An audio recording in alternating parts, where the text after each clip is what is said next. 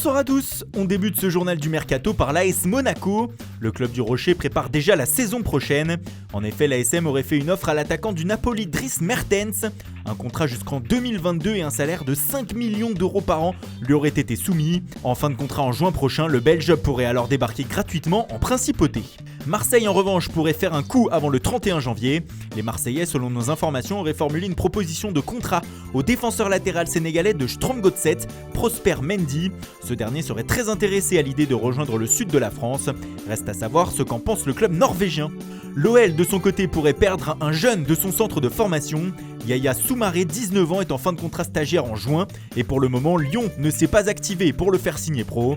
Alors le Bayern Munich aurait entamé des discussions avec le joueur pour le récupérer l'été prochain. Leipzig et Salzbourg seraient aussi sur les rangs. Une déception à Nice maintenant. Les Aiglons s'étaient positionnés pour tenter de récupérer le milieu offensif du Real Madrid, Brahim Diaz, mais les Merengues ne voudraient finalement pas s'en séparer et l'ancien de Manchester City devrait donc rester en Espagne cet hiver. Youssouf Sabaly, lui, pourrait quitter Bordeaux avant vendredi prochain. Selon nos informations, plusieurs clubs voudraient récupérer le latéral sénégalais, dont le FC Séville. Le club andalou apprécie beaucoup le Bordelais, mais n'a pour le moment pas approché les Girondins pour un transfert. À l'étranger, on reste dans l'actualité des clubs espagnols avec notre premier focus du jour sur le FC Barcelone. Les Catalans qui tentent de s'acheter un numéro 9 depuis quelques jours.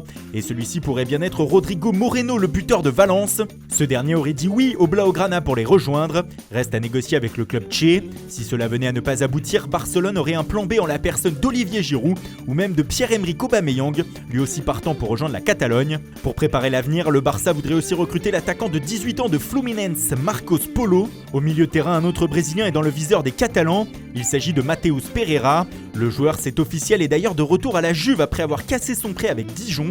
Il pourrait maintenant venir renforcer la réserve du Barça. Enfin, même si cela a été démenti depuis, les champions d'Espagne en titre auraient aussi approché le Danois de Tottenham, Christian Eriksen. Mais selon Sky Italia, il est trop tard. Un accord serait intervenu entre l'Inter et les Spurs pour le transfert du milieu offensif.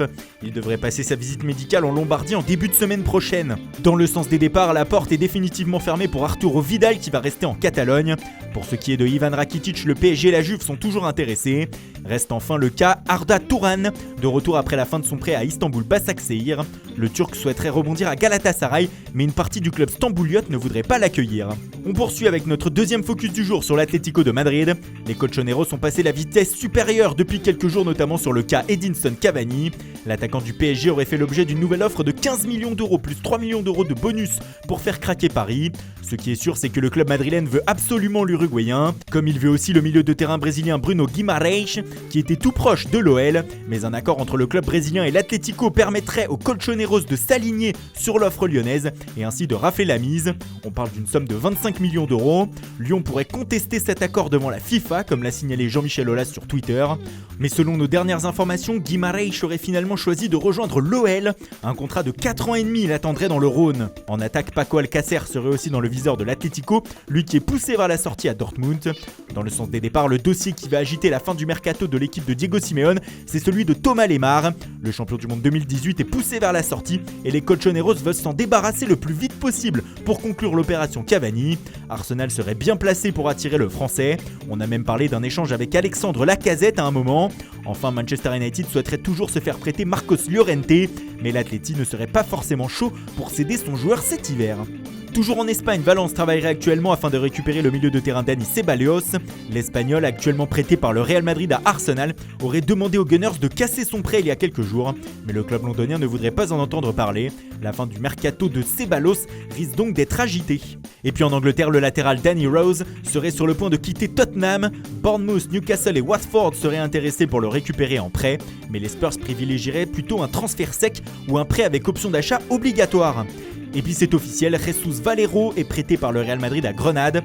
Le défenseur central est cédé jusqu'à la fin de la saison après un prêt en première partie de saison à Wolverhampton. Et un Valero peut en cacher un autre. Le jeune Hugo qui a été formé à Malaga rejoint lui le Real Madrid. Âgé de 19 ans, il fait donc déjà le grand saut. Le latéral de l'Inter, Valentino Lazaro, rejoint la Première Ligue et plus précisément Newcastle. Il est prêté jusqu'à la fin de la saison. Stéphane Mbia change de club en Chine. Joueur du Wuhan Zaol, le milieu de terrain camerounais s'est engagé avec la formation du Shanghai Shenhua. En France, Monaco a prêté jusqu'à la fin de la saison son latéral droit Julien Serrano à Béziers en National 1. Voilà, c'est tout pour aujourd'hui. Bonne soirée à tous et rendez-vous dès demain matin pour de nouvelles informations sur le Mercato.